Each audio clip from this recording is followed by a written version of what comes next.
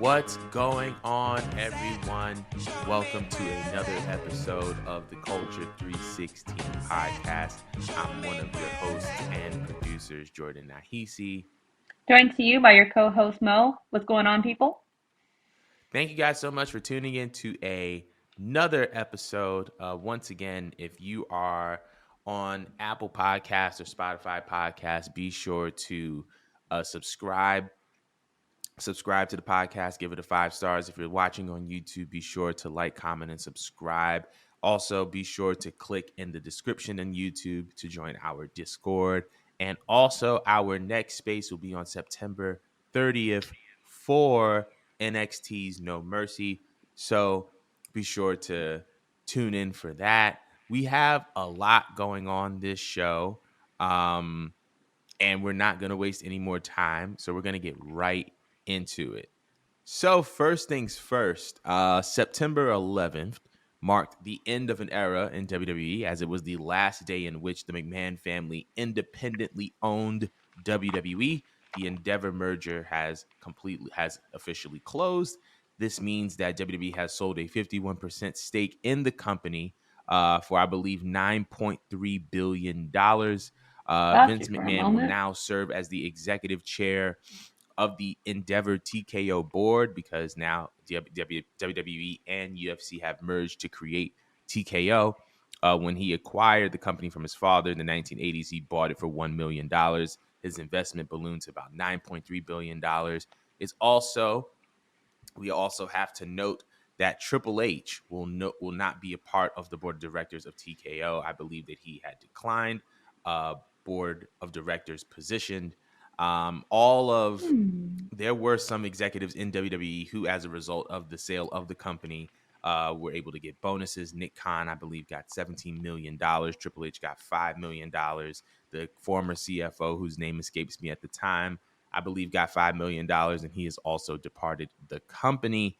Also, it's important to note that because of this merger I'm not going to get into that part now. But first off, I just kind of want to know what your impressions are on this sale, the merger of WWE and UFC. What do you think this means for WWE on a business end? And I just kind of want to know that first. I'm actually surprised they pulled off what they did with UFC.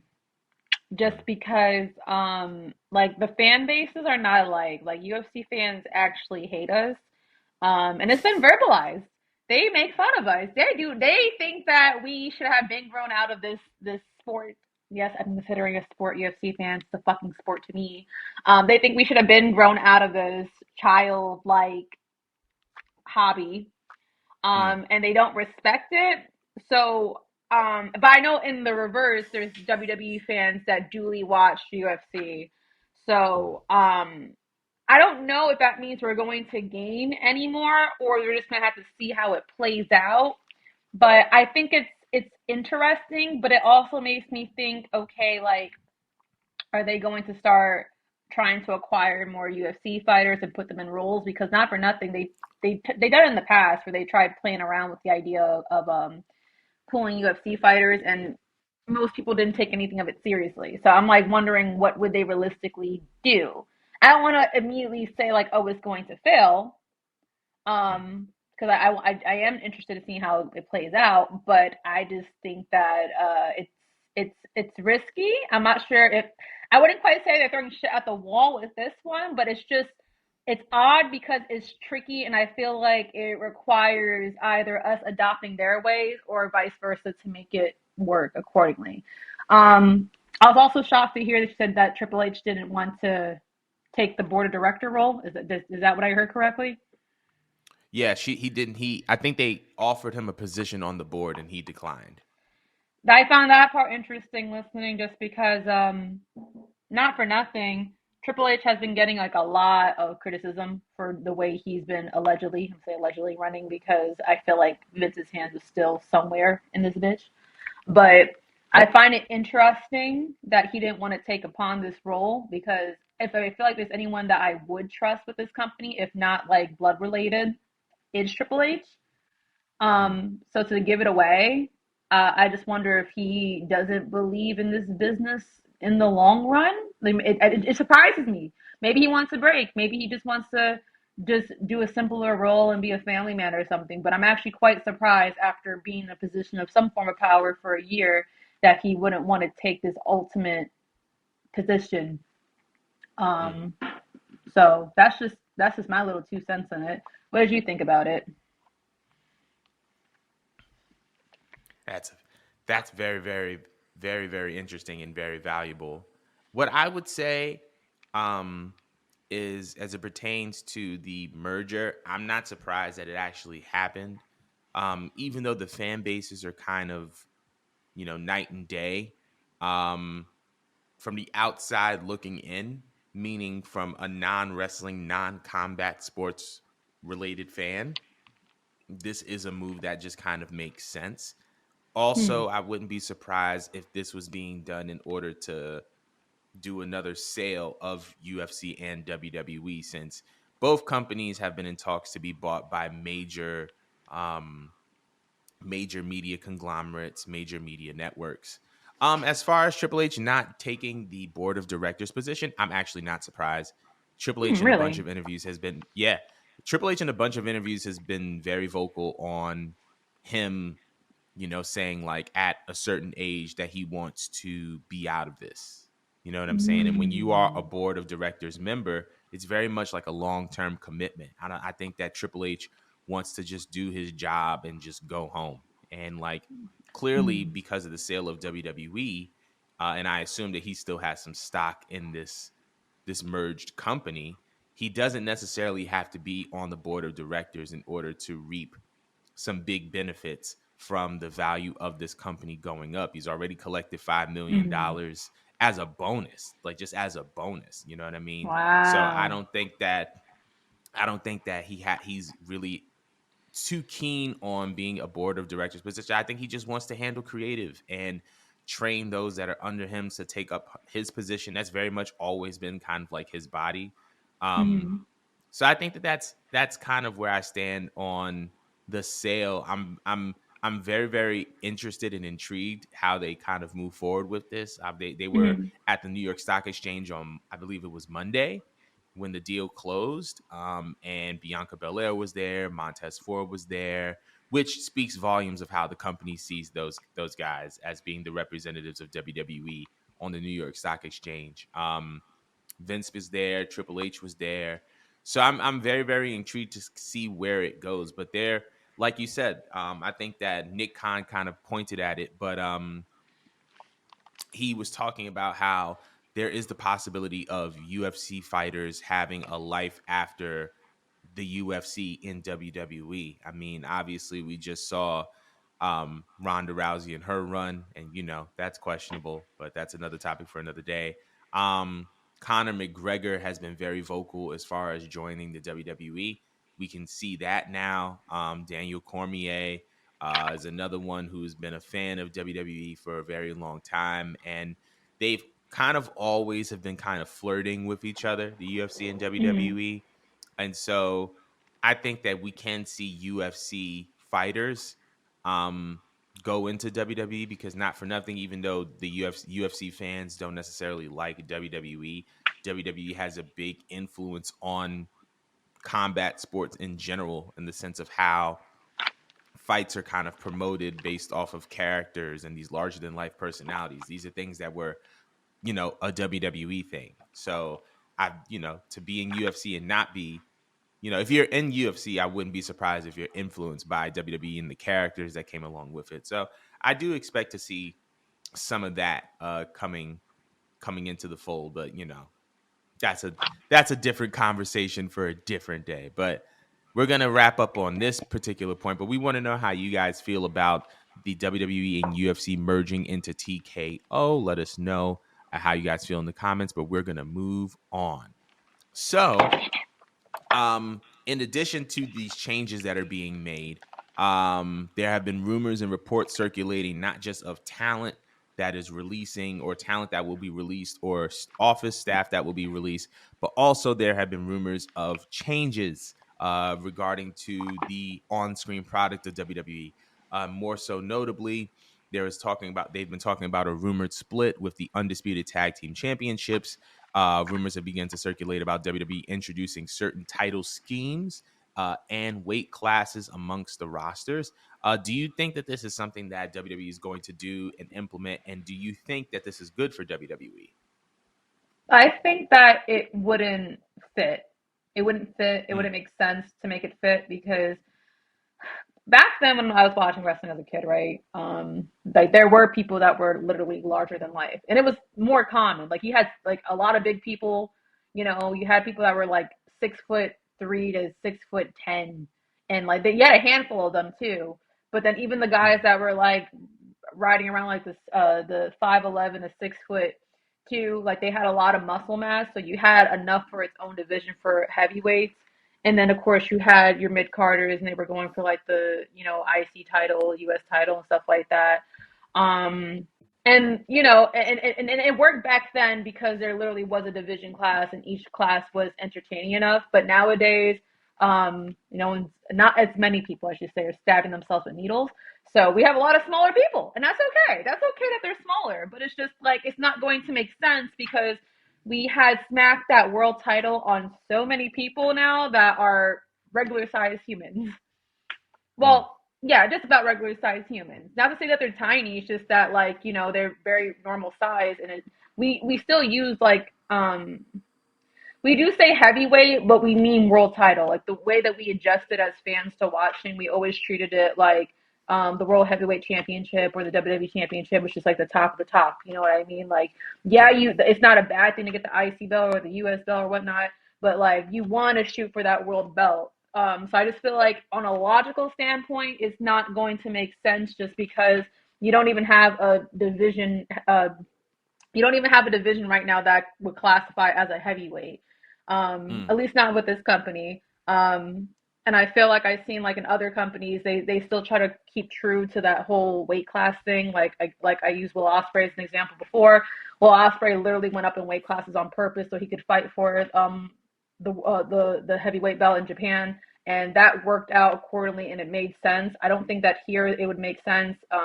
Currently, we have someone like Seth Rollins, running around with the belt, and I'm just like that wouldn't make sense. What are you gonna do? Push stuff down to the mid cards? Can he yeah. handle it? Yes, that's not the issue, but it's just like you look at him, look at him as a world title guy. You know what I mean? And that's the way we translate it as fans. So to divide it up amongst weight classes, I feel like it's too complicated. It's too contrived. It's illogical, and I feel like it's also going to put pressure on like the talent that we already have. It's going to probably pressure them to like move up and down weight classes because of the stigma that we already connected that the world belt or the heavyweight belt is like the top of the top of the top. Right. I just think it's just more problems. It's more messy when they could just focus on simply the easier part, the easier Mm. slices, which is just give us good storylines, put on good matches. That's all we ask for. We don't need this chopping up in weight classes. Like it's nice for realism, but it's inevitably silly considering what we accomplish now with the size guys we have. Mm. Yeah, that's what I think. I personally like essentially to kind of piggyback off of you. I was going through my notes to kind Mm-hmm. of piggyback off of you. I think that part of successfully merging these two companies is understanding the unique identity of both. When you look at Mm-hmm. UFC, you're looking at a league in which every champion is a world champion. There's no such thing as a mid card. There's no such thing as an undercard. There's the world middleweight, the world, featherweight. So everybody's a world champion in their own right in UFC. And it's essentially just like who's the best fighter in the world in this weight class. And whereas in WWE, everything is like a hierarchy. You know what I'm saying? Like you have your money in the bank briefcase, you have your US title, you have your intercontinental title, and then you can work your way up to the WWE World Heavyweight title or the WWE Universal Championship.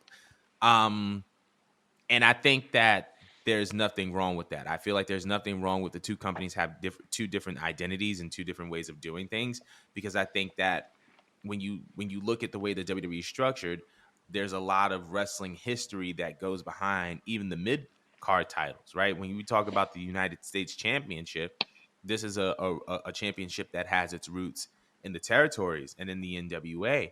And essentially, the whole purpose of a United States champion in a certain territory was so that when the traveling world champion came to that particular territory, the person that world champion would face was usually that U.S. champion.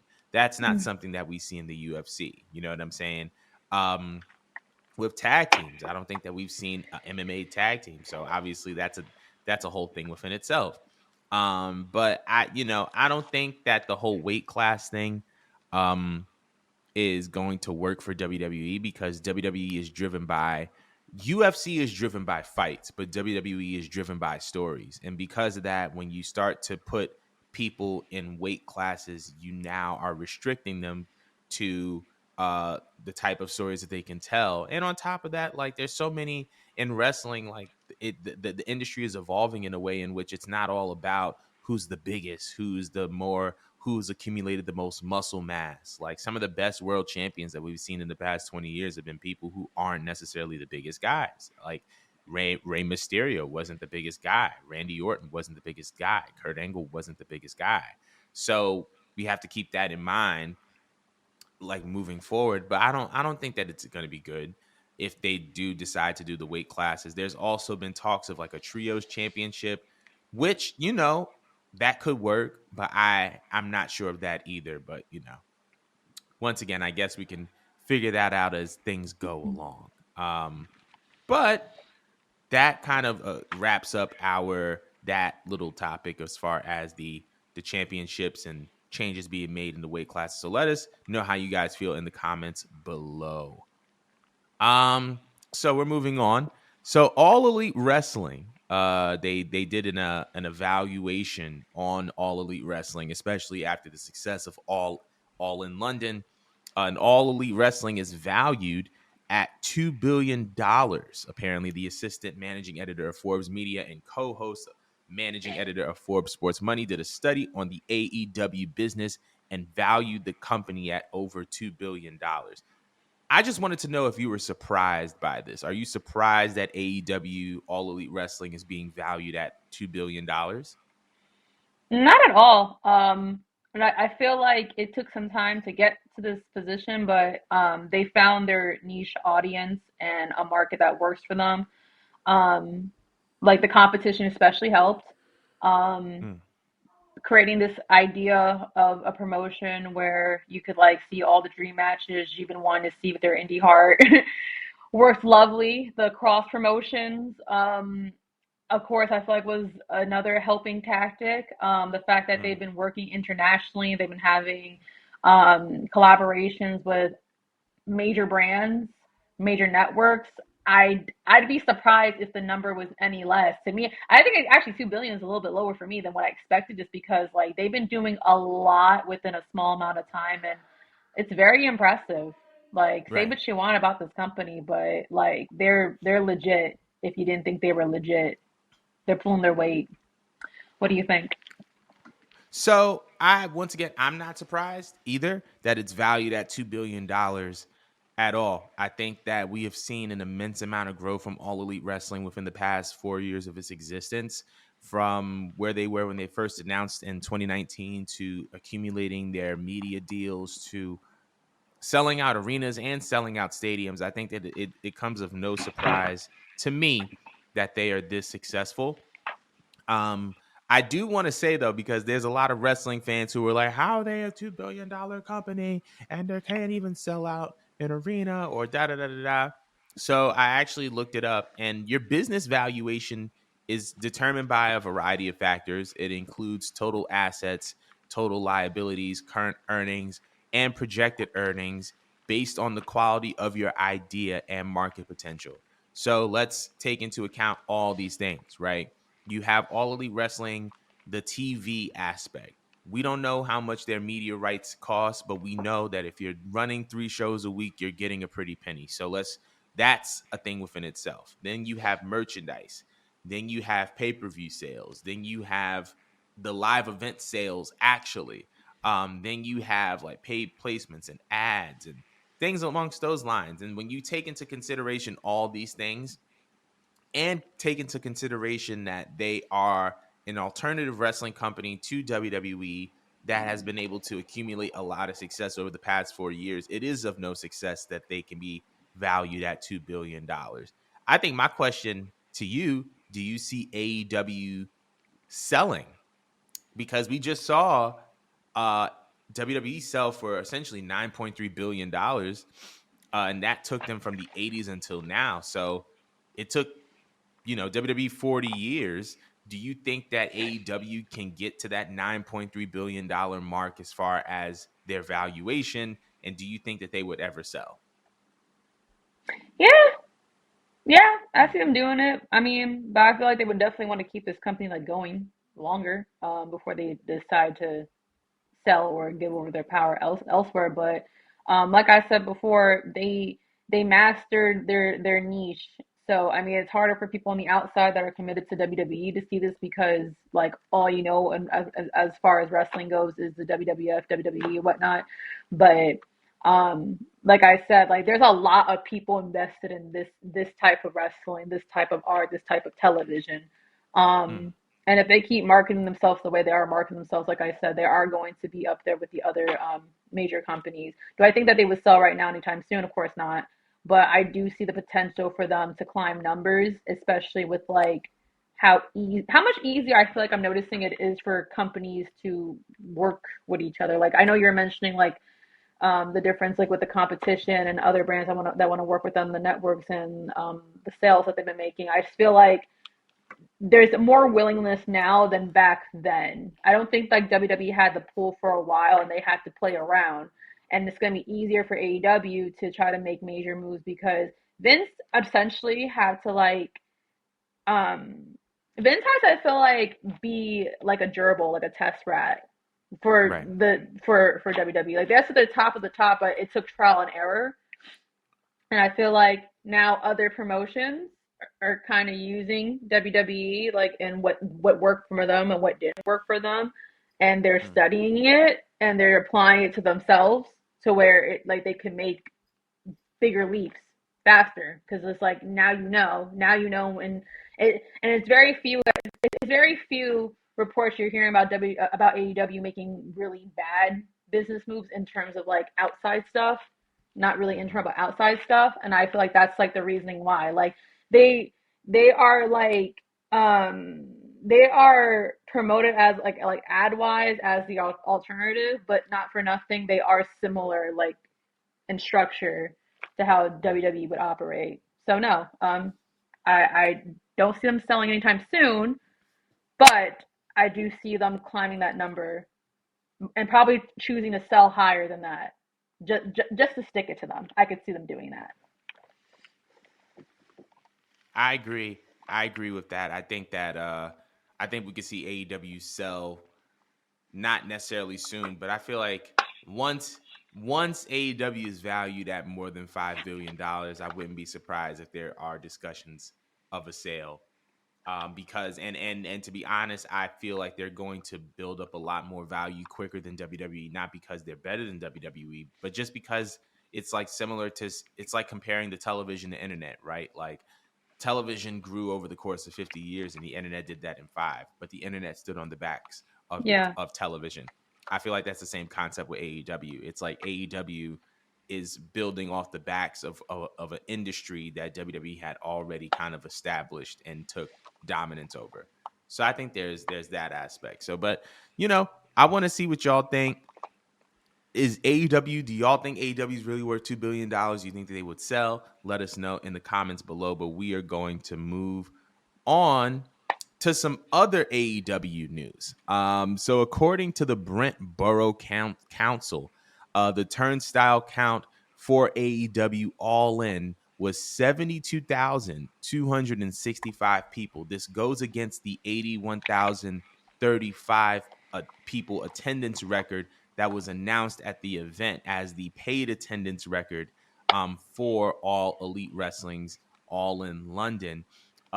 Now, if you were keeping track of everything that's been happening, part of the reason why they wanted to crack that 80,000 mark is not only would it have been the largest attended pro wrestling event in Wembley Stadium, beating out SummerSlam in '92, but also beating out the paid attendance record of WrestleMania 32 of I believe 80,000. Um, but clearly, the 72,000 they would have fallen short of that initial 80,000 people mark. Therefore, it statistically cannot be categorized as the largest pro wrestling event in history.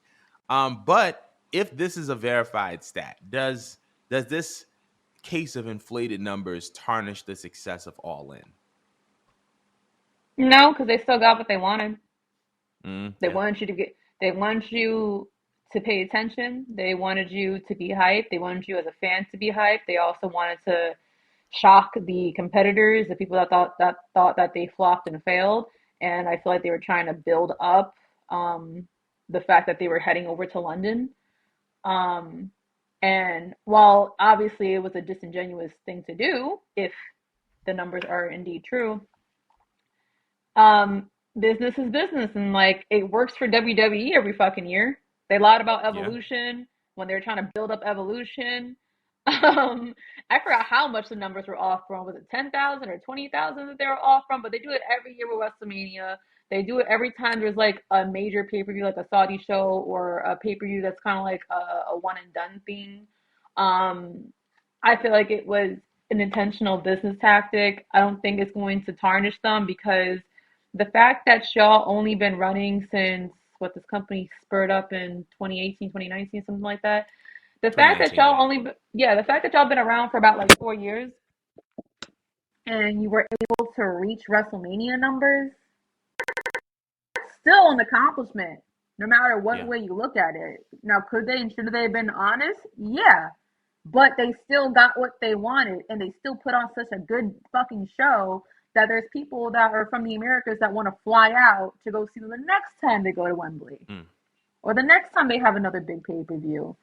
So, no, I don't think so. And as a matter of fact, just because people are arguing and bitching about it, I feel like people are going to be more motivated to try to like get them to hit that number anyways. Because there Yeah. are people that do want to see WWE fail. They do want to see someone that's going to chew out WWE. I really Mm. feel like this is going to give them ammo. Like, all right, like we're only off by like less than 10,000. You know, like we can do this, guys. Like we got next year. Like we might Right. have lied this year, but we got you. We got you. We're gonna cop that ticket. Like that's what I see. So I don't think that it was really that bad. They were only off by a couple of thousand. It Right. did what it had to do. Go ahead. Uh oh, Jesus. I was like trying to figure out what was going on. Um, I don't think that it tarnishes the success of All In because after I think the attendance is what got everyone talking, but I think that AEW did a good job of maintaining the fans with the quality of the show. Um, and so yes, was the number inflated? Yes, it was. And that's unfortunate.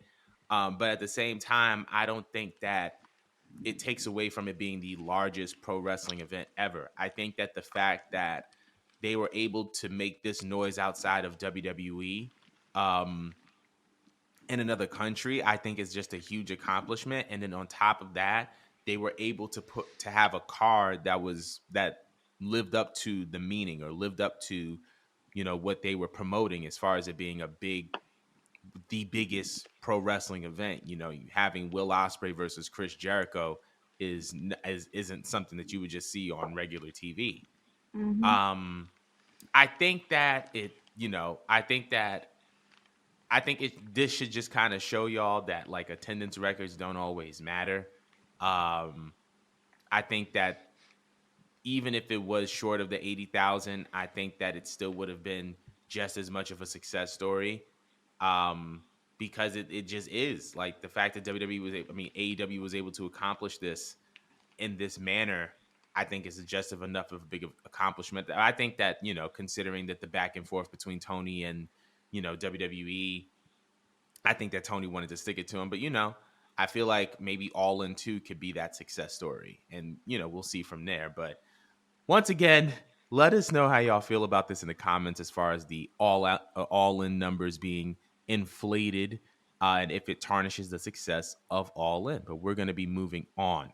So, man, it seems like Bryan Danielson is nearing the end of his career. He came on to AEW Dynamite, I believe it was, and said that he made his daughter a promise that when she turned 7, that he would begin to step back from his in-ring career. She is now 6, and that he is a man of his word. So this is the last year of his full-time in-ring career. He's essentially announcing his retirement tour. And to kick off his official retirement tour, he has announced a match with the New Japan Strong, or the New Japan Pro Wrestling, or the New Japan World Television Champion, Zack Sabre Jr.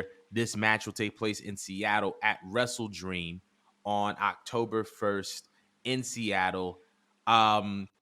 This is just a very, very exciting time, I guess, for him and for us as fans, because we're about to see a lot of dream matches. I have a feeling that we're going to see a lot of dream matches. So my question to you is, who do you want to see Bryan Danielson face before his retirement? The hard part is that, like, I always just want to see him against another technical fighter, and I feel like the only other best technical fighter I want to see him deal with is Zack Sabre Jr. I mean, I Right. don't. It has to be within AEW. What would you Do they say? even?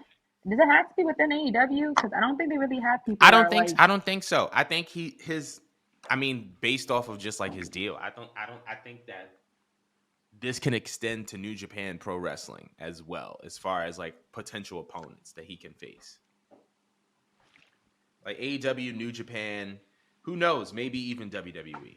Who would you want to see him face one more time? Or just face in general?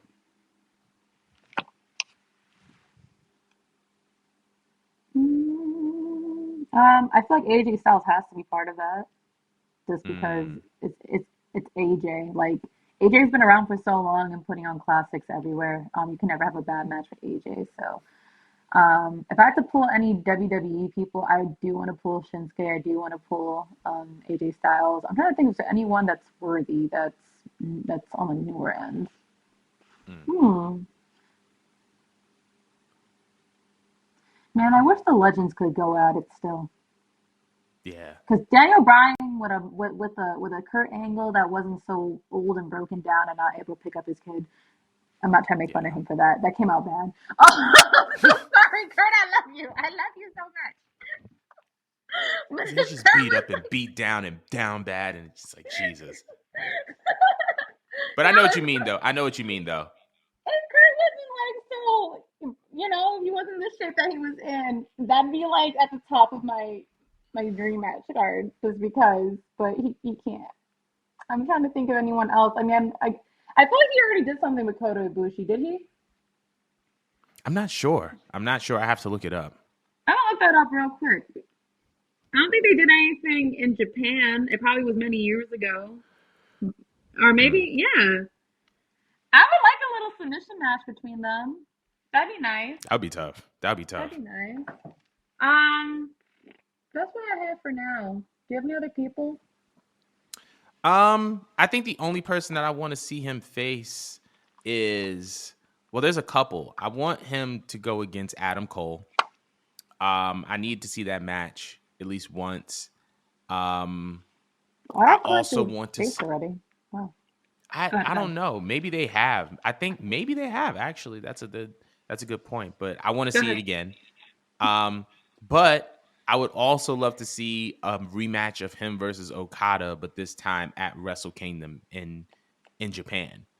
I think Yeah. that's the only thing that has eluded Daniel Bryan is the ability to wrestle for Wrestle Kingdom. And that would mean that he would probably main event Wrestle Kingdom. And I think that he'll be one of the only superstars that was able to main event WrestleMania and Wrestle Kingdom, which I think is a really, really cool thing. But Yeah, it's yeah, cool. I don't. I think I would love to see him face Swerve as well. I think that him versus Swerve would be Ooh, yeah, we never saw that. fantastic. Yeah. Um, if Jesus, I'm trying to think of like another. I would love to see a Danielson Omega rematch. Um, the first one was just so good. I would love to see them go at it again. Um, I'm trying to think of. I would love to see him and John Moxley versus the Young Bucks. I think that that would be a really good match. Um, so there's a myriad of matches that I would like to see Danielson take, you know, be a part of before he says his goodbyes. But yeah, that's pretty much it. But I'm happy that, like, not happy that he's at the end, but I'm glad that he's like one of those guys that like knows when to call it when and says like, hey, I got to take care of my family. I got to do right by my family, and if that means I got to step back away from this, then I will. And I'm pretty sure that he's going to be employed still with AEW in some type of producer role or some type of role as like a, you know, like an agent or an advisor or a coach. But yeah, I'm just glad that he will be able to kind of like say that, you know, he ended on his terms, because a lot of wrestlers don't do that. But definitely want to know what y'all are feeling as it pertains to Daniel Bryan, Bryan Danielson's retirement tour. Let us know who you think he should face in the comments below. But speaking of Bryan Danielson, one of his former students seems to be on her way to WWE. Jade Cargill returned during last week's edition of AEW Saturday Night Collision. She went on to face Chris Statlander for the TBS Championship on Rampage, where she lost. And the rumors have begun to circulate even before the match was even televised that Jade Cargill is leaving AEW for WWE.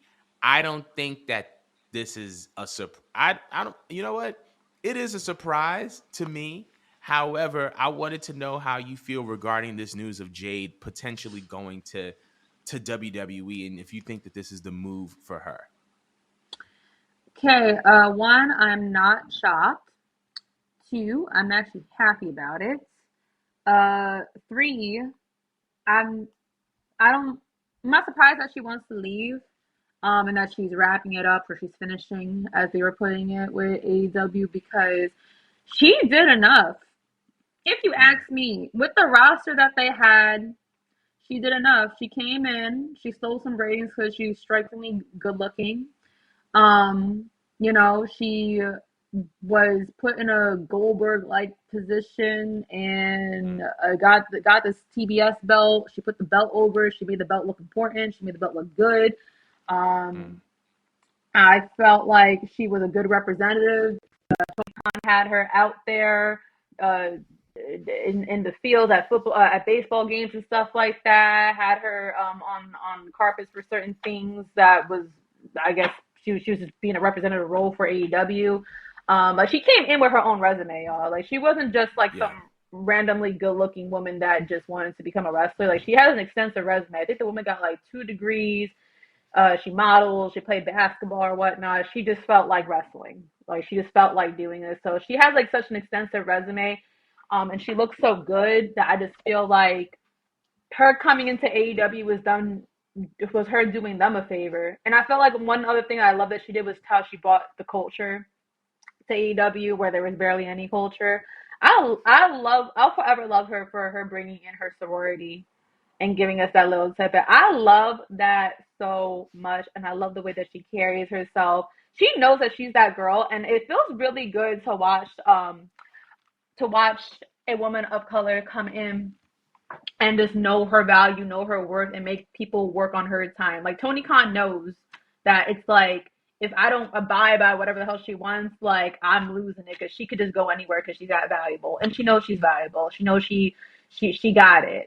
So, but she has this look in this field that I feel like would match better the format of WWE. She's exactly what they would be looking for, and quite possibly, like I don't know what would happen with Bianca if she did come in. I know they definitely going to have a match with that, but it's a good and bad thing, actually. Now I think about it, the more I think about it, I'm like, if she goes over to WWE, yes, we're gonna definitely get that dream match between her and Bianca, because people look at Bianca and Jade as being like the next coming of China. Beth, they compare them to. Jazz, they compare them to. And we just talked about last show about how Bianca needs a break. It'd be nice to have someone like Jade around so she could get a break, because everything that they want in Bianca, you can still get that with Jade. You Yeah. know, everything, not in a competition manner. Am I saying this? But in a manner of just like, all right, we have more stars, more bigger than life stars that could be good representatives that are new and still fresh. That, it's like our next generation, our next wave of stars. So I could see that. And I feel like it would be a natural transition if she came to WWE. Like, not for nothing, when it came to the women in AEW, I felt like the only thing that made Jade's reign not as exciting as it could be is that they did lack storylines and personalities within like the women division, but they're Yeah. heavy on the entertainment factor with WWE. And there's a lot of different personalities to mix it up with. I could definitely see Carmella when she gives birth or whatnot, coming back and having like a little thing with Jade. I could see her mixing up with Bianca. I could see her getting in Charlotte's face. That's going to be a one hell of a match. And I could definitely see if for whatever reason, if Bianca just wanted to take like a break off for a year, you could still do a whole lot with Jade and have her run through the division and set something up for WrestleMania and have Bianca come back for her belt. Like, I Right. feel like there's so much you could do with her. And she's money. She's money. They will probably cut her the fattest check there, just Yeah. because that division needs something. The division's not terrible, but the division needs something new and fresh to capture our eyes. And I think that if Jay came in as a heel, like a cocky ass heel, the way she came in the first time, this could work, and I'd be down for it. Um, Hmm. that's enough for my Jade gassing. I love my girl Jade. What do you think? I think this is perfect. I think this is perfect timing. I think this is the best move for her. I think that she did the best, not the best she could, because that sounds condescending. I No, feel like she maximized her time in AEW because, mind you, she was learning on the fly and she was getting trained by Dustin and she was also getting trained by Brian Danielson. And to be no trained by those PC. two, no PC, and she learned all this on the fly. And I feel like if there was a point in time in which she wanted to go to the PC to just like refine herself and then go back out, I think that she would be just as fantastic, if not better. And so now that she's going to be in an environment where she's going to get, you know, where she has that option of going to the PC, I think it's going to do wonders for her. Also, I feel like this is going to be of great relief to WWE because I feel like one of the things that fans have wanted to see for a long time is a Bianca heel turn. And now there is a flexibility in that happening in the sense of Bianca can turn heel, Jade can be face, or if they just wanted to keep Bianca face and have Jade heel, because I feel like a lot of the things that we want Bianca to do as a heel, Jade can also do. And now there's less pressure on her to be a heel. But there's so many ways you can go about this. You can have Bianca turn heel and Jade turn face. You can have Jade be a heel and Bianca be a face. You can have Jade and Bianca as a tag team. Then again, I don't want them titles to be cursed. So there's so many options that you can kind of have as it pertains to Jade and Bianca. And then on top of that, like obviously we know that Jade is a star. We know that even as the TBS champion, she made that championship feel like a world championship. And because of that, she elevated that championship. And I feel like regardless of which brand she goes on, she's going to be money. Her look is money, her mic skills are money. Like, and I just think that WWE is going to have a ball with Jade, and who knows where she's going to turn up first. Do you think she's going to be a main roster girl or an NXT girl first? You know, okay, I feel like WWE would definitely want to put her on the main roster immediately, just because she has her own resume. Mm, Like, she has her own resume going to where she could afford to bypass the NXT system. However, and we're probably gonna get into this later in the show, but I feel like they've been trying to like look for a Mandy Rose replacement. And I feel like if mm, you want that Mandy Rose replacement, you got that in Jade, because they're very similar as well. Strong, sexy, educated. They're both very good talkers. They're both very convincing in the ring. Jade has proved that she could lead a faction, same way that Mandy proved that she could lead a faction. And brand, they both basically led their own brands. So I feel like if you wanted to just I feel like you could go about it in two ways. You could put her in NXT and you could help get some ratings over there by throwing Jade in, because both the WWE fans and AEW fans are aware of Jade. So if you really want to bring in some star power, but you want to make her earn it, you could put her in NXT. And like you just said, she could go through the ropes. She could learn. She could train. She got the PC right there. She could put over talent, come up organically, and face the bigger stars.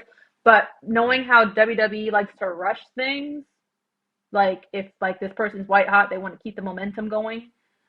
I feel like they probably would just put her on the main roster. Even though I'm not against either or, I can see it, but it's the way you go about it, because I don't want Jay to fizzle out and be Yeah. placed in the position that Bianca almost succumbed to, where it just feels like oh, they're handing her everything, you know? Like I would hate that for her, even though I'm not gonna be mad at it because she is that girl. What do you think? Makes sense. I think that Jade should definitely just go straight to the main roster just because of how white hot she is. Um, as it pertains to like a Mandy Rose replacement, I honestly think that Jade can eclipse that. And we'll talk about the whole Mandy Rose thing because I have a theory pertaining to that. But I do think that Jade can eclipse Mandy Rose. And I think she's already, in my opinion, with her work in AEW was so good that it kind of rivals that of what Mandy Rose did. Um, because Jade was a newer talent. But Yeah, I think that I think that Jade should definitely go straight to the main roster and kind of work her way up. She's money, and I think that she should be treated as such. I don't think that she needs to go do developmental, and if she does, it doesn't need to be for a long time. Uh, so yeah, I feel like Jade is gonna go back to NXT, kind of similar in the way that Becky is doing now, but I don't think that she should start there, if that makes sense.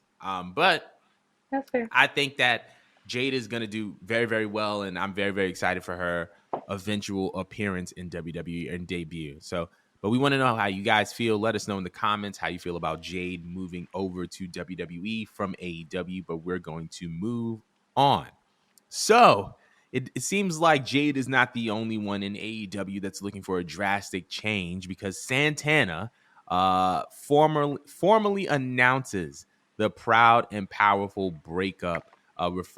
He referred to, he had a promo airing on Collision, and he referred to Ortiz as a crutch, in which Ortiz responded in a reply tweet.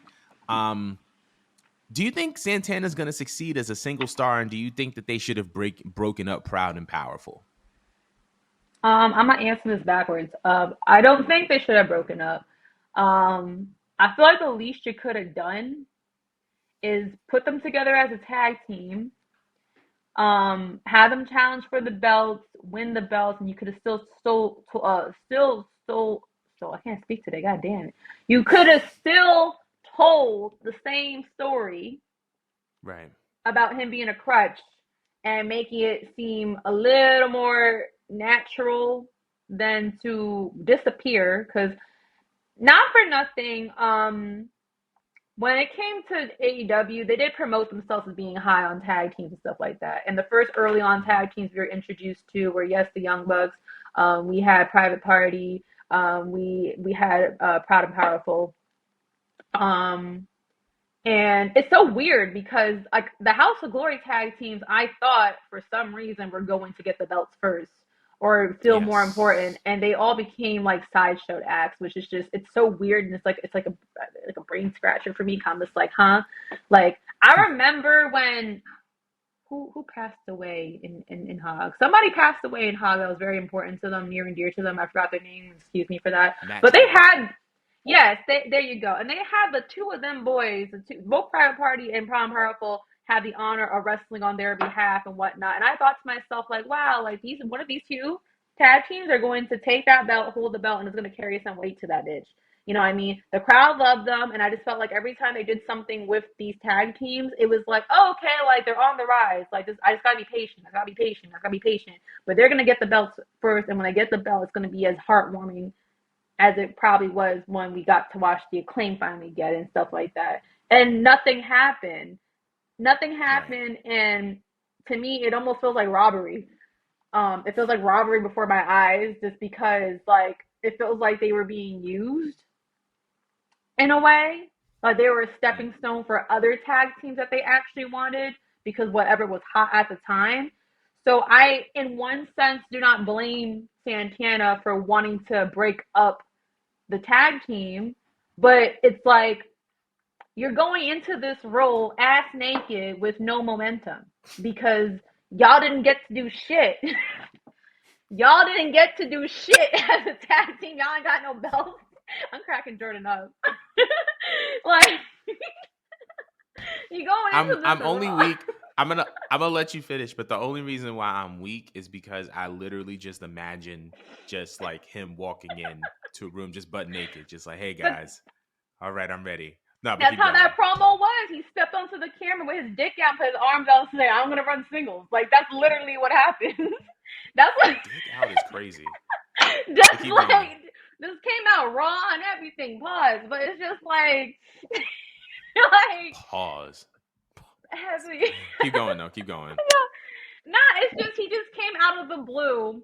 He didn't give us any momentum going into it, and it just kind of came off more bitter than anything in the promo. And I understand what he was trying to come at with the promo. Like I see the Right. vision he was trying to come with this shit, and he was trying to just be like, all right, like I'm coming back, but I'm shifting gears and I'm giving you guys something new. It kind of comes off bitter to a fan watching because we like you guys together, but out of the two, I'm gonna keep it a buck, our eyes and our attention was on Ortiz because out of the two of us, since we didn't get anything out of you guys as a tag team, we had to pay attention Mm. to like the little times you guys made us laugh with your with your character work. We kind of like lean a little bit towards Ortiz just because like we Mm. felt like there was something we were able to connect to or get something out of. Whereas with Santana's character, he's painfully blah. Painfully Mm. blah. He's the more serious one out of the two, but you paid attention to him when they were co-oping. So when I Mm. was listening to this promo, I didn't hate the promo, but I'm just like, you're not gonna get the reception you want because it's just coming off like, oh, it didn't work when we were being a tag team, so I'm gonna try and do this on my own. Fuck my partner. Now I don't know what he's gonna Mm. do, but fuck him. So I get it, but I don't agree with it. There was a lot more I feel like they could have accomplished. He could have still done single stuff if he wanted to, and be a tag team. We see it work before, but he didn't want to do that. I feel bad Mm. for Ortiz because I don't know what he's going to do. Because I also don't see Ortiz being a singles guy. Mm. He's someone where he has a ball of energy, but he needs something to bounce off of. I think Santana needs something to bounce off too, and there's nothing wrong with that. There's nothing Right. wrong with that. It doesn't it, but if he feels like it's gonna work for his career, by all means, I guess do it. I'm not gonna say it's not gonna work, but I'm saying you're not going in there with very much momentum at all, so you're gonna have to shock the hell out of us. And I don't even Mm. know who I would mix Santana up with first. I don't even understand what kind of character he's coming with in with this. Mm. So I'm hoping he blows me away, but I would much rather prefer to have seen them come back, come together, and work with that and put some respect on New York. But if he Mm. wants to do it this way, whatever, like it is what it is. But I'm not so much supporting it, but I'm not hating it necessarily. What do you think? Right. So, as it pertains to Santana, it's so crazy that you touched on like the passing of Matt Travis because I remember when he passed away. Matt was a good friend of mine, and I remember when he passed away, I'm so and I sorry. remember that kind of serving as fuel to kind of Proud and Powerful as well as Private Party because these were two teams that were very, very well acclimated and on a personal level with Matt, and so I don't know what happened on a personal standpoint, but it had to have been very, very significant for Proud and Powerful to split. It's not my business. But I, I'm neutral. I don't think that Santana isn't going to be successful, but I also don't know how he is. I don't know how he's going to separate himself from the pack. I don't know what he's going to do to make himself distinct and make himself memorable. And to be honest, I feel like Proud and Powerful should have stayed together because I feel like they were a great tag team. They worked in Impact Wrestling. I feel like had they had a nice 3-month build to a world tag team title match that led to them winning, I feel like that could have been a great story. And I feel like it should have been a great story. And I feel like they should have just kind of kept going. But once again, the reason for their split is not my business, and I'm a mind mine. But I just feel as if they could have been something ridiculously special because they were right in Impact. They were a great tag team. House of Glory, they were a great tag team. Even at the beginning of AEW, they were a great tag team. So we'll see what comes of them. We'll see what comes of Santana's singles career. I wish him nothing but the best. Obviously, I want to see Ortiz do well as well. And it'll be interesting to kind of see where he falls when the trips fall. And I feel like Santana and Ortiz, if they are going to pursue this single stars thing, that should be the first feud. You have to. But you have to. After that tweet exchange, it has to be the first feud. But we want to see. I want to know what everybody else feels about this. Do you think that Santana is going to be a successful single star? Let us know in the comments below. So, I think this is going into the Fox situation. So speaking of rocky relationships, it looks as if Fox and SmackDown are at the end of the road. Fox has officially nixed the Out of Character podcast with Ryan Satin. This is now the second WWE related thing that they've kind of nixed from their catalog. The first being WWE Backstage, which infamously had 4 or 5 people who are now in AEW between Renee Paquette, Saraya, Samoa Joe, Adam Cole, and also CM Punk, who is no longer with the company, but also Booker T. That's crazy. I didn't Um, think about that. all of them went all elite, and it's kind of nuts. But they've kind of nixed the podcast, and this is the second now Fox related WWE product that's been cut from their catalog. So my question to you is, do you think that this is the end of Fox and WWE? Do you think this is the end of WWE working with Fox on anything after this SmackDown deal expires? Most likely. And I guess I kind of don't blame them because they probably fell through with enough deals. They're probably not Yeah. giving Fox exactly what they want or what they expected to see. But do I think it's going to hurt WWE entirely? No, not really. I feel like they're more equipped with themselves to go move on to another network. But Yeah. it's this. I feel like there's another time in between all of this that this stuff happened where it's like I feel like there's been a conflict with Fox versus the audience because they showcase certain people that Fox demands, but then Fox doesn't like. I don't think Fox really be in the meeting rooms or watching the actual show to know what the audience wants and what they want to see sometimes. And I feel like sometimes Right. that hinders WWE. So I feel like there's been multiple occasions where like they haven't been on the same page with things, and Mm. it's reflecting because they're not getting what they want. Yeah. They're not seeing the results they want.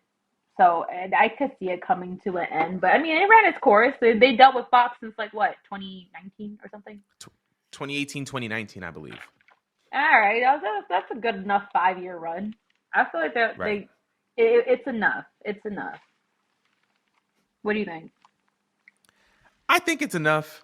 And I also think that the writing was on the wall, right? Even at the beginning of the relationship when WWE kind of first acquired SmackDown, I mean not WWE acquired SmackDown, when Fox kind of put $1 billion on the table for SmackDown, and you heard reports of who they did and didn't want on the show, and what they weren't, pleased with. And when you're very, very particular about a product, something that has naturally been successful, it's usually a sign that you don't really want it there, or you only want it there under certain conditions.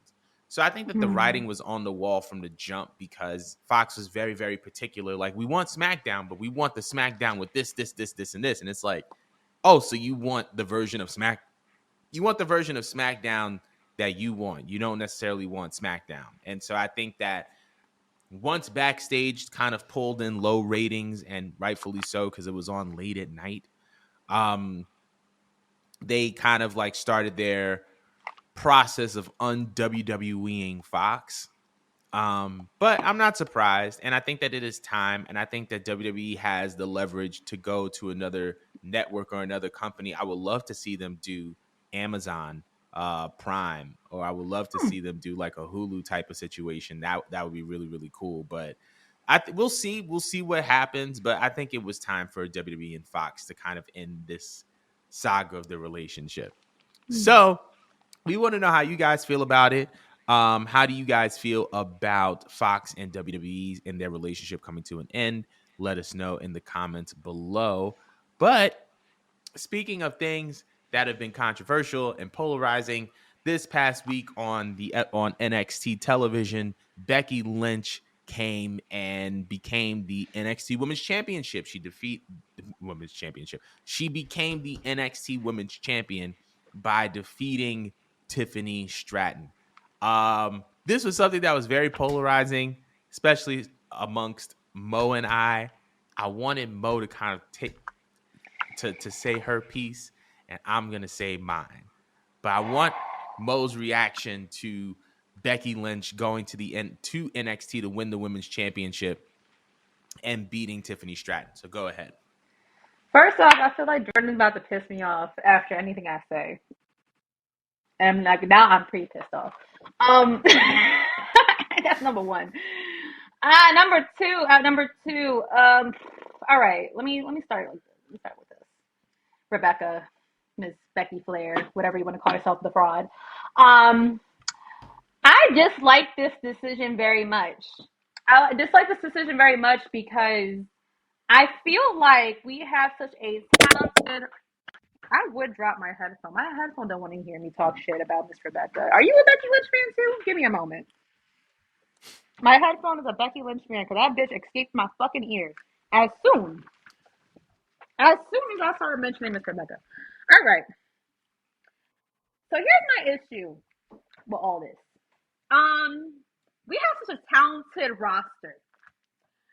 A bunch of women who are fighting for this screen time. And I honestly feel like they've been doing a very good job over there in NXT. I feel like if I was an employee at WWE and I was in NXT and I've been busting my ass off for just to get at least 5 minutes of 2-hour TV shows, I would like be pissed to see that some person who's already spammed on Monday nights coming down and then taking my opportunity and the title ball I've been working my ass for.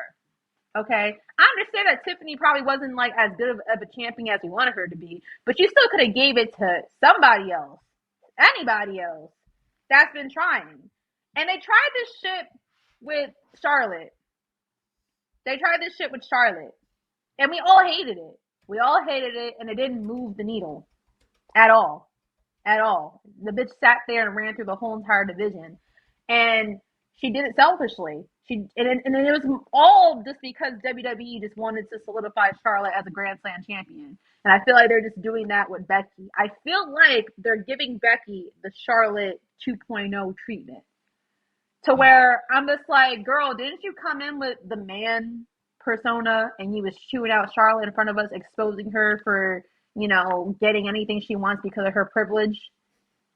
And how you're not going to be that. You're going to be the champion that the fans want. I feel like she's a hypocrite.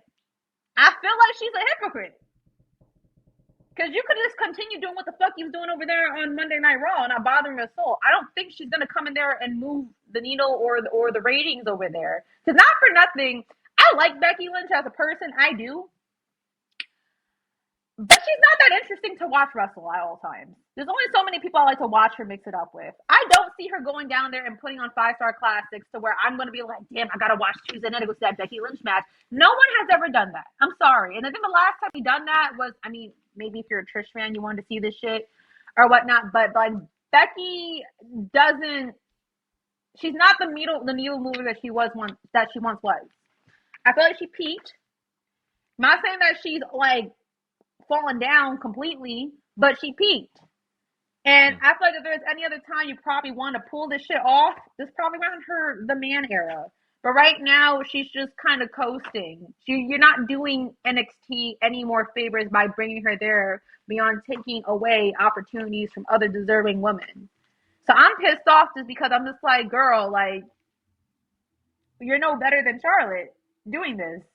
If she gets the belt, she needs to lose the bitch next week in order to like not piss me off. Like, all right, you're a Grand Slam. Scoot, skirt, get out the way now. But you're not doing shit for this company. You're not. I'm sorry, not this for this company, for this third party brand. Go play over there on Monday night. All right. No, I wasn't watching your segments anyways on Monday night, but go back to Monday night to go find someone else to play with. Leave the NXT girlies alone and stop being a hypocrite. That's all I have to say on Miss Fraud, Miss Lynch, Rebecca. Okay. That's all I have to say for now. I'm gonna let Jordan speak because I feel myself already being pre-pissed off. And I'm going to prepare myself to curse him out. So go on, Jordan. What rebuttal do you have to say for me? I have never been so excited to cook in my life. So let me start off by saying this. I like Becky. Mm-hmm. Mercedes is still my favorite of the four horsewomen. But I wanted to address the points you made on Twitter because I have notes, girl. And I feel like we have to make a very, very clear distinction of certain things. I feel like there is a difference between a fact and there's a difference between a feeling, right? Or a difference between a fact and a difference between an opinion. So one of the things, so I'm going to start with the opinion, right? Because that's subjective, right? I remember one of the first things you said was, you know, Becky Lynch peaked and she's now spiraling, and it's very, very similar to an Alexa Bliss situation, right? Oh, where yeah, she had her moment. Huh? I still believe that, actually. And she had her moment in 2019 at WrestleMania 35, and now she's kind of in the midst of her decline, right? So I think there's a couple things that are at play here. Number one, I feel like this is not a matter of Becky declining as much as it is the novelty of the newness of the man wearing off.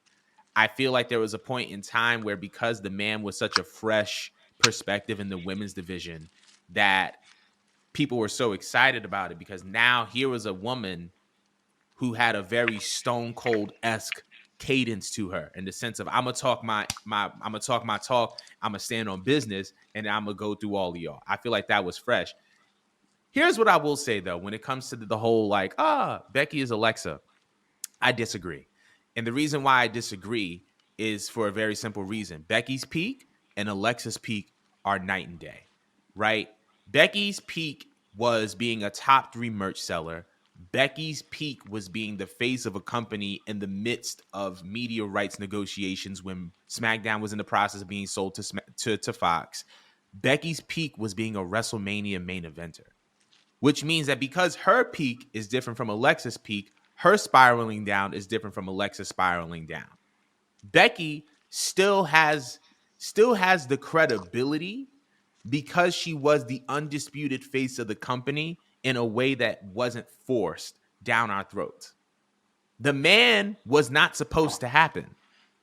Originally, it was not supposed to happen. They wanted Charlotte and Ronda to be our WrestleMania main event, and Becky forced her way in because she was that over and she was that popular. So I feel like we can't sit up here and say, But why was she popular? But why was she popular? She was popular because of the main character, and she was popular because of her ascent into that main event. But what spot. did the main character and hold on. Her character was anti-Charlotte. Her character was the anti-Charlotte. And I'm so glad that you brought that up, because that was the next thing that I was going to address. So part of the reason why we say that Charlotte is Charlotte isn't necessarily just because of Charlotte the person or Charlotte the character. It's Charlotte the privilege. It's the fact that Charlotte has been able to be integrated into everything that she's wanted to be integrated into. But what was your main critique of Charlotte? Charlotte can't be around unless she's in a championship match. Yeah, but Right. I also think she's in my So face in going off of, general. huh? And tries, She can't. and She I have a lot of reasons why I hate Charlotte, but yes, my biggest complaint is yes, the fact she can't exist without a title role. But I also felt like she was on my screen at all times, and that she wasn't creating actual storylines. That was another thing that was pissing me off. Go ahead. so and if I'm not mistaken, you also complained about Charlotte not putting people over, correct? Yeah, I did. All right. I most So definitely let's did. let's tackle those 2 points, right? Okay. Becky's last championship opportunity prior to her NXT championship match was the tag team championship situation that she got out of after WrestleMania when it was her and Trish, or her and Lita, or whatever the case may be, right? She ended up dropping the titles to Liv and Raquel. Liv went on to be one of the only people to pin Ronda multiple times. Raquel is in a main event program with Rhea, right? On top of that, she got into the story with Trish and Zoe Stark. She lost to Trish, she lost to Zoe, and she lost to Zoe on an episode of Raw. She didn't lose on like a pay-per-view. So she lost to both of them. And then in the process of that story, in the Money in the Bank ladder match, she involved herself in a spot with Bayley to put over Io Sky. So now, from Mania alone, that's Liv, who pinned Raquel multiple times and would have been in a higher position had she not gotten injured. She put over Raquel because she's currently in a world title program. Technically, put over Trish because she lost to Trish in Saudi Arabia. Put over Zoe on an episode of Raw, who is now with Shayna Baszler and is about to get into a program for the tag team titles. And then on top of that, put over Io, who is now the WWE Women's Champion on SmackDown. So now that's technically 5 people that she put over. What they were able to do with their momentum is different, because we can argue about how the momentum is different, but it really all depends on the individual and the circumstances that they've surrounded themselves with, I right? never said she So then wasn't there, pulling people over. Like that was never my complaint about Miss Becky. I think but she's taking away right, screen time because she wants to be right. a Grand Slam. But here's the thing, and I'm gonna get to that. I'm gonna get to that. I'm so glad you're bringing all this up. But that was the whole argument about Charlotte, right? Was Charlotte doesn't put people over, right? Charlotte doesn't put people over, and the only time that Charlotte is around is Charlotte's opportunities as far as championship matches. So here we have a girl in Becky who is she my favorite? No. Hell no. But this is someone who over the past 5 months, outside of this NXT championship match, has put herself in places where she's putting people over and there is no championship involved. So then there's that. Then prior to this, prior to the NXT championship match, all of these things weren't for a title. So now, how can Becky be Charlotte if the idea is, well, how can Becky be Charlotte if the idea is that Charlotte always needs a championship run in order to be in front of our screen and Charlotte doesn't put people over? And then on top of that, how can we say that Charlotte or Becky is becoming Charlotte when there have been literal times where Becky and Charlotte have had the same exact predicament and Charlotte had a much different outcome than Becky? Perfect example. Charlotte faced Trish Stratus SummerSlam, right? Becky had to face Trish at a premium live event, but it wasn't on the show. It got taken off the show. So literally in this particular case, here we have Charlotte and Becky literally in a very, very similar predicament. And the privilege that comes with Charlotte came up with Charlotte, but it didn't come up with Becky. And while I think that Becky and Trish was a better story than Charlotte and Trish, it's like Charlotte and Trish were still on the show, whereas Becky and Trish were not, and they had to main event a random Raw, which a lot of people are saying is a potential match of the year candidate. But I'm not going to get into that because that's subjective. So here we have a clear instance in which Becky's putting people over in a case that Charlotte wouldn't have, where Becky was literally in a similar predicament as Charlotte as far as feuding with the same person, but Becky's match being kicked off of a premium live event, whereas Charlotte's stayed on the premium live event, and Becky being in a situation over the past 5 months that had nothing to do with a championship whatsoever.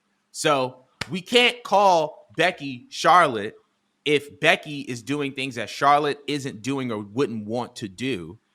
So there's that aspect, right? But then what was the other thing that you said about Jesus, about the NXT women, right? You have so much talent on the roster, but you're taking screen time away from somebody else, right? So let's go down the roster. We have Amari Miller, Ariana Grace, Blair Davenport, Cora Jade, Electra Lopez, Fallon Henley, Gigi Dolan, JC Jane, Jakara Jackson, Kelani Jordan, Kiana James, Lash Legend, Lola Vice, Lyra Valkyrie. I'm not going to pronounce that name. Miko Satomura, Nikita Lyons, Roxanne Perez, Sol Ruka, Tatum Plaxley, Tiffany Stratton, Valentina Feroz, Wendy Chu, and Ulissa Leon.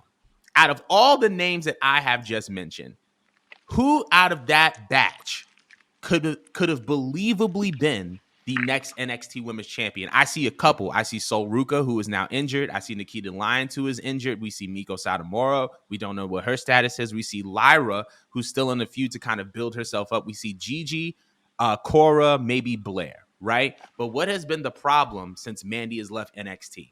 Credibility. The problem isn't the fact that NXT doesn't have the talent. The problem is the fact that they don't have the credibility, right? You can sit up here and we can say talent wise, oh, they have this person, this person, this person. But if you're looking at the face of the division and you're still saying, something's missing, and that has nothing to do with talent or athleticism or ability, it's because there needs to be some form of credibility that's attached to the division. And they tried it in multiple ways.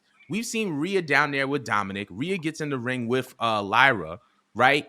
And even though that was a good match, it's not ascribing credibility in the way that they predicted to ascribe or to, I should say, attach credibility onto the roster or onto the superstars, right? Anytime, at least in the past couple of years, that a main roster person has gone down to NXT, it's always been, with the exception of Mandy Rose, it's always been to eventually put over somebody else. The New Day won the NXT tag team titles. They ended up dropping them to Gallus. That ended up going to Tony D'Angelo and Stax. Braun Breaker had a feud with Dolph Ziggler. And right when after, as soon as they had that match, right? As soon as they had that story, right? Dolph won at TakeOver. What ended up happening? Braun Breaker went on Raw and got the NXT title the night after WrestleMania, which is arguably the biggest platform that he's ever been on. By the fact that Becky Lynch is down here in NXT, one way or another, because she has a program with Tiffany Stratton, not only is it going to give Tiffany the exposure, it's also going to give her main roster experience, and it's also going to attach credibility to the championship that wasn't there before, because it went when Mandy got fired. And it's like, okay, well, what's next? What's going to happen with Becky? Why is Becky the champion? Easy. No Mercy is on September 30th. That's in 2 weeks. It's in 2 weeks' time. And so in 2 weeks' time, there is a very big likelihood that Becky Lynch and Tiffany Stratton are going to go for the NXT championship, the NXT Women's Championship, arguably going to be a higher rated, higher drawing pay-per-view than normal because Becky is there, which is the reason why you would want to put a 4 horsewoman on any developmental product, is to expand the exposure. But in turn, guess where Becky's going to be on Monday? Raw, which means that Tiffany Stratton is going to be on Raw, which means that she's going to continue to get her reps in on a main roster show. So then there's that. Yes, I think that Becky wanted to be a Grand Slam champion, and I think that that's a big part of the reason why she won. But I also feel like this is going to give the credibility that it's needed. Give the championship the credibility that is needed, and I feel like it's also going to give Tiffany Stratton the credibility that she's needed as a champion, because when all is said and done, Tiffany Stratton is going to be the only person on that NXT women's roster that has a victory over a former 4 horsewoman. The only one. And so then going from that, right? You said that Mandy Rose, you said Mandy Rose is the biggest main roster draw on NXT. As far as the woman goes that went down there, I feel like she's the only one that like people actually cared when she went down there. Like that it So actually let's kind of adjusted. So you said she was the only one that people cared about when she actually adjusted, right? Yeah, because like things actually changed. Things actually shifted over there for a bit. And I feel like they're scrambling. And all I'm hearing, I mean, I'm not saying like you're completely wrong with what your points are, but I just feel like, oh, we're gonna bring Becky to help out NXT. Like, why? It's kind of implying that the roster in itself isn't enough right now. And I feel like they were doing just fine. Like, I don't think you Well, need Becky to accomplish all this stuff. but here's the thing though, when you put the current world women's champion on NXT temporarily, having matches, having segments with current superstars, and people still aren't paying attention, where else are you going to go to? But that's a rhetorical question. But we're gonna go into this idea that Mandy Rose was the biggest main roster draw on NXT as it pertains to the women. Yeah, Because she was. I feel like Mandy Rose had a more intriguing story, but I don't think that she was a bigger draw. And we can And point also at Sasha and Bailey that one time they showed up. I gotta give them credit too. yes, I feel like Sasha and Bailey were probably bigger draws. But let's look at the stats. On September 14th, 2021 is when Mandy Rose debuted on NXT. That show pulled in 770,000 viewers. On October 26, 2021 was when Mandy Rose won the NXT Women's Championship against Raquel Rodriguez. This was at Halloween Havoc. That show drew 746,000 viewers. This past week, when Becky won the NXT Women's Championship, the show drew at the beginning of the match 961,000 viewers at the start of the match. By the end of the match, it accumulated over 1 million viewers. Now, for context, Mandy Rose was competing against Monday Night Football, or like football, during her September debut, as well as Halloween Havoc, where she won the NXT Championship, the NXT Women's Championship. When Becky was on NXT, she was competing against football and she was competing against the VMAs. She was competing against more than Mandy and was able to draw a bigger result than Mandy. Was But Mandy on I Tuesday nights in the beginning? Like I can't remember what year they started shifting NXT from Tuesday. Wednesday to Tuesday. It was still a Tuesday. It was That still was a Tuesday, Tuesday? I believe, if Okay. I'm not mistaken. But I feel like, but here's the thing though, and this is the reason why I have a strong objection to the whole like, oh, well, Mandy is this and Becky is that. Because the story of Mandy Rose and Becky Lynch are completely different, right? The reason why we look at Mandy Rose the way that we look at Mandy Rose is because Mandy Rose went to NXT, reinvented herself, led a faction, and then became better week by week by week by week by week, right? She had a more compelling story because she had a more compelling development, and she flipped a switch. She went to NXT to build herself into the main eventer that we believe that she still think that, that we think that she still is. I still think that she's a main eventer. I still think that she can go on Raw and go on SmackDown. Hell, she could do a WrestleMania. I think that she has it now. But the reality is that she had to build herself into that. But with Becky Lynch showed up as the draw. Becky Lynch showed up as the draw. She showed up as the WrestleMania main eventer. She showed up as the woman who's held pretty much every belt in WWE, has done everything in WWE. And there's a difference between you going down somewhere and building yourself into the main event versus showing up as the main event. Understand? Now, I think that more people started to care about Mandy Rose because when she went down before NXT, let's look at what she was up against. She was attached to Otis at one point. Otis got the Money in the Bank briefcase taken off of her, taken off of him. So then that storyline got scrapped. Then we saw this whole Mandy, Jimmy Uso, Naomi love triangle situation. That didn't fare out well. Then we saw Mandy and Sonya as a tag team. And while they were a good tag team, they were still positioned to be number 2 behind Sasha and Bailey. The reality is that before Mandy went down to NXT, she was talented and she had a little bit of what we saw in NXT, but whatever she was involved in didn't work.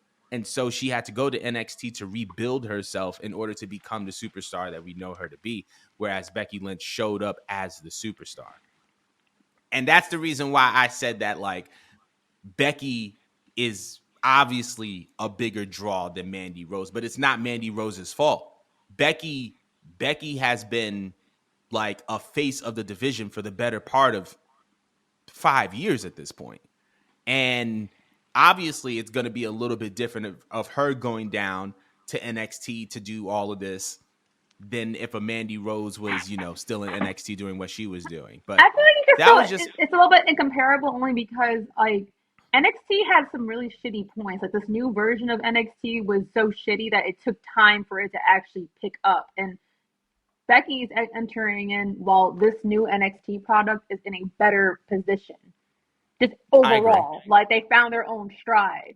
So I wouldn't even bother comparing those ratings. I still think that what she got with the 700s is very much impressive. But that was around a time where no one believed in this shit, and we said NXT was dead. So the fact that she pulled that amount of ratings and then she kept it up consistently, along with people believing in her, I just think that's just is different.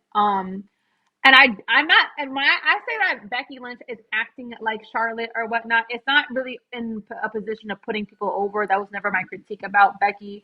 My critique about Becky is just the common, it still stands on the idea that I don't think it's necessary to put her down there because they're doing fine. Like, I feel like they're doing fine over there.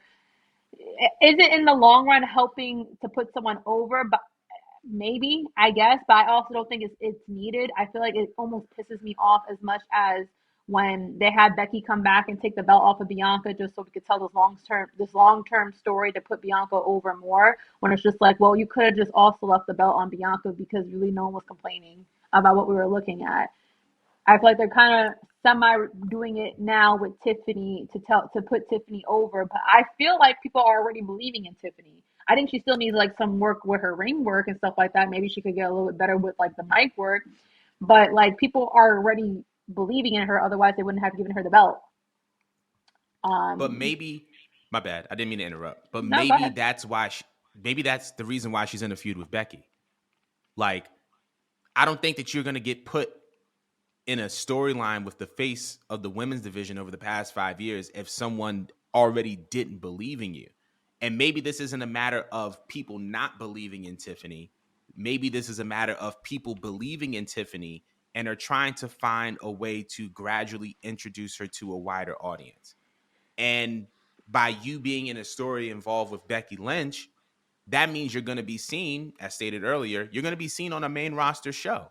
You're going to have packages that weren't previously aired for Raw and SmackDown, now aired on your behalf on these shows because you're in a storyline with Becky. And now that exposure is going to put you at a different level because of who you're feuding with.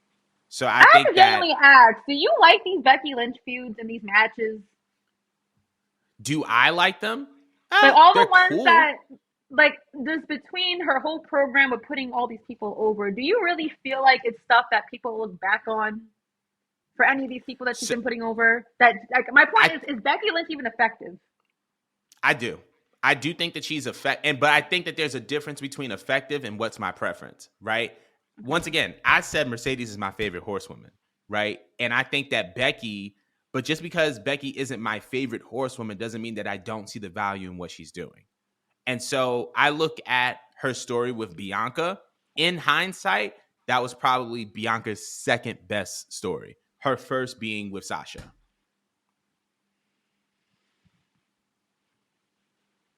Yeah. I like the Yeah. Sasha one, the And Becky one. I didn't hate it, but I just want to see Bianca win because I was pissed off. And that concludes our show for today. Just a quick heads up, y'all. Mo is going to be taking a little bit of a leave for a month. She's going to be back with us, hopefully at the end of October.